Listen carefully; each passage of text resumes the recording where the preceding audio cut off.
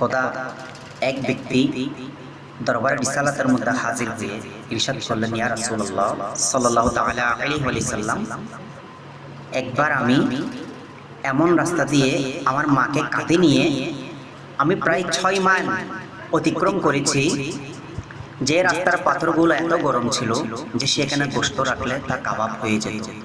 ইয়া রাসূলুল্লাহ, আমার কি মায়ের হক আদায় হয়েছে?